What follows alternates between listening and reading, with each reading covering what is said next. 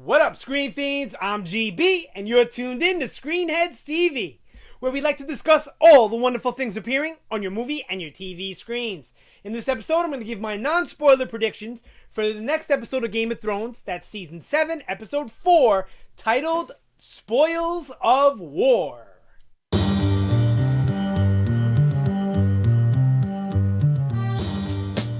Okay, so apparently there's been some sort of leak at HBO and the script that got out there and all that. I refuse to read it, especially with only a week away from the episode. Why would I read the spoilers? Doesn't make any sense at all. So if you're looking for some spoiler stuff, it won't be in this video. Just like my normal predictions, I'm going off the trailer, I'm going off the synopsis, and I'm just going off of how I feel the show, the direction that the show is taking.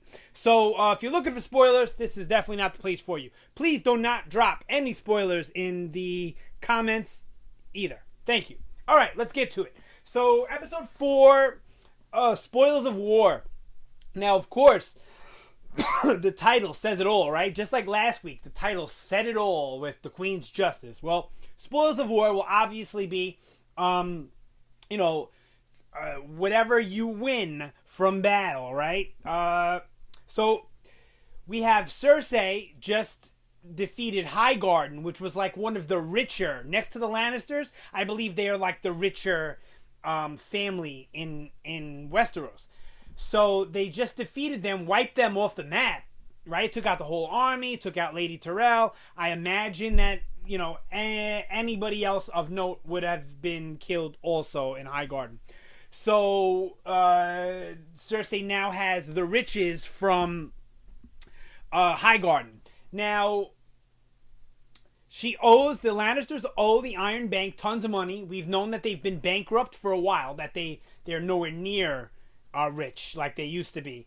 And we learned that seasons ago. I don't recall which season, but it was a while ago, all right?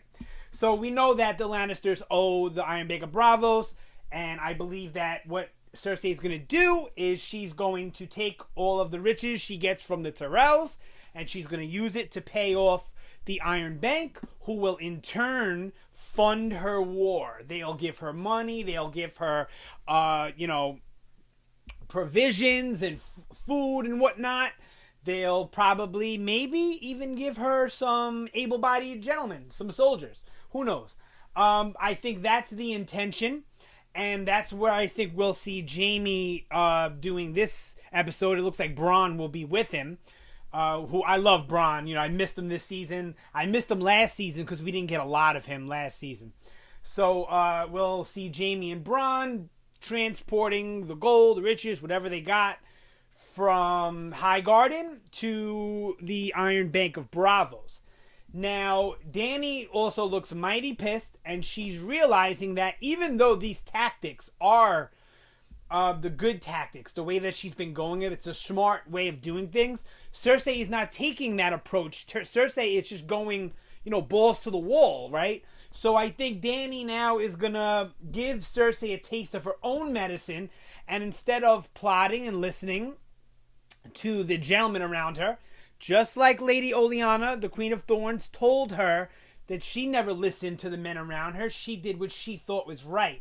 Dany's going to do that this episode, and she's going to take at least one of her dragons, and she's going to go and we'll get that scene from the trailer of Jaime like riding around flames or whatever. So she's probably going to take out a huge chunk of the Lannister army. Maybe she'll even get the gold, get the riches. Maybe she'll take Jaime hostage. I don't really know how deep they're going to go with that. But that gold, I don't think is going to make it to Braavos next episode. Now, maybe Jaime and Bronn stash the money away, or send another faction of their army with that gold to bring it to the Iron Bank of Braavos. I don't see them doing that. I'm pretty sure that they would want the most capable people overseeing that, but maybe that's what they do, and then when Dany attacks the Lannister army near Highgarden, she doesn't get the gold, and it still gets its way to the Iron Bank.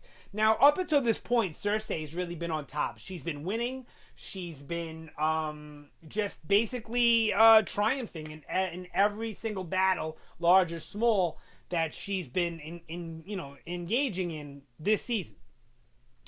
And if you remember last season, she started to build some power, but bad things were happening to her still. Season 5 was really at a low point for Cersei.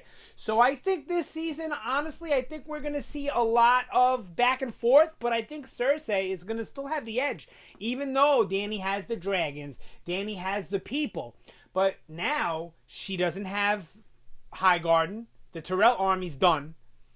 And I don't know who's leading the Dornish army now, right? She still has the army because the army was not taken out. But she doesn't have the people who were in charge of the Dornish army anymore. So either we'll get introduced to a new member of House Martell that's leading that army, or we'll get Euron now that he took out Grey Worm's fleet, and Grey Worm, I guess, is trapped now on Casterly Rock. He has no way off. So I guess Euron will take his fleet around to Dorne and now destroy the Dornish army. But, like I said before, it doesn't look like Dany is going down without a fight. So I believe she will mount up at least one dragon. She'll probably leave 1 or 2 to protect Dragonstone. And then she's going to ride off and wreak havoc and hell upon the Lannisters. So I think this episode, Spoils of War, will be a Dany gets the upper hand episode. So maybe we got 2 episodes really of Cersei really getting kind of the upper hand. And now maybe we'll get 2 episodes of Dany kind of getting the upper hand, right? Or at least 1 episode of that. Let's see. So the synopsis, a field turns to fire. We covered that. The lone wolf rejoins her pack. Now, I didn't think Arya was going to continue going north after her encounter with Nymeria. I thought that, her comment to Nymeria where, that's not you, I think, I thought anyway, was resonating back with Arya too, where it's not her to go and join the North. She needs to finish her journey. But maybe it was the opposite, where it wasn't Nymeria to go back, but it is Arya to go back because that's her family. So this obviously leads me to believe that she will get back to Winterfell this episode. Arya rejoins her pack. And we see Littlefinger's knife, the cat's claw, coming unsheathed. It looks like Littlefinger's hand with the ring and all. Maybe not. Maybe somebody else takes it from him. Maybe he's going to kill Arya. Maybe he's going to kill Sansa. Maybe he's going to try and kill the protector of Sansa and Arya, in Gwendolyn Christie. Why am I forgetting her name right now? Well, you know who I'm talking about. Hello, Lady Brienne. So Brienne of Tarth. Maybe we'll get Littlefinger trying to kill her so that they don't have a protector anymore. Though I think he's going to be successful at any of these events this episode, no. But him unsheathing his dagger is definitely dubious, to say the least. And I don't think Arya takes too kindly to Littlefinger, so she may have a problem with him there as well. So that should definitely be interesting. So we'll see Bran, Sansa, and Arya all back together again. I don't think Jon will make his way back yet. I don't know where Jon's story is going this episode. You see him talking with Dany. Maybe he will help Dany go and take out the Lannisters. That I can buy that Jon will help fight that battle. I don't think he's going to bend the knee, but maybe he'll say, you did something for me by giving me the dragon glass, that I'm going to now help you stop the Lannister army. So I think that's probably where we're going to see Jon go this episode. And finally, we get on the synopsis an unhappy reunion for Theon Greyjoy. So Theon is his reunion with his people. I think that's there.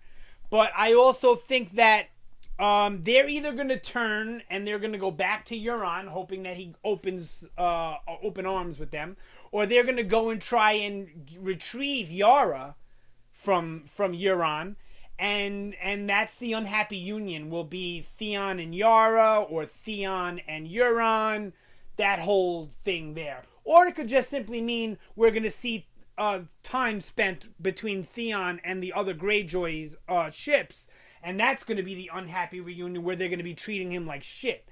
Maybe we'll get that instead.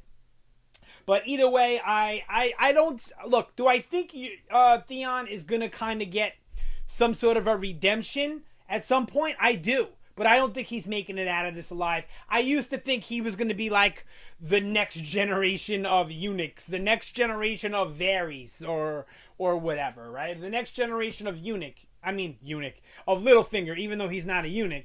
That type of player, the Master of Whispers, the guy that's kind of behind the scenes, behind the curtain. But now I'm starting to think that he might just go out dying, saving somebody, or maybe there will be no redemption for him at all, and he'll just get killed or wither away to nothing or whatever. So that's the basics of what I get from the trailer, the very cryptic synopsis, and just where I see the story going. I think I touched on all points pretty much. Oh, Sam, I want to talk about Sam real quick. So he's got his punishment. I think we're going to get a little bit of Sam every episode. So he's got his punishment of going through those scrolls and watching out for the mites and all that.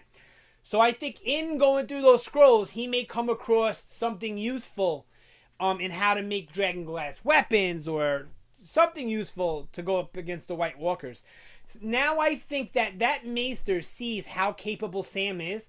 I think he's going to subtly, secretively lay the breadcrumbs for Sam to put everything together, to help out Sam. I think he was reluctant before because he didn't really know what Sam's capabilities were. But now that he saw that Sam did something that many Maesters have tried and failed, or were too scared to do, in curing the grayscale from Jorah, that he's going to help him without helping him, or making it obvious for anyone else to figure out that Sam is being helped. That's where I definitely see that going. So we'll probably get some more of that this episode as well. I don't really know where else I can go with it. Hopefully we maybe see what's going on with Tormund. We still have, the Hound out there. Who knows what's going to happen with Cersei at King's Landing. So there's a lot of stuff to speculate on. I'm not going to go into it now because I really don't know where they're going with the rest of that. The stuff I put out there was what I was able to piece together. So sound off down below. Let me know what you think about my predictions, or what are your predictions for the next episode, or anything Game of Thrones related. Let's try not talk about too much of what's in the books. Don't want to spoil it for any non-book readers. And let's have fun with it. So thanks again for watching. That's it for this one. It's always appreciated when you watch, when you comment, any of that stuff. And you guys have a great day, and I will see you next time.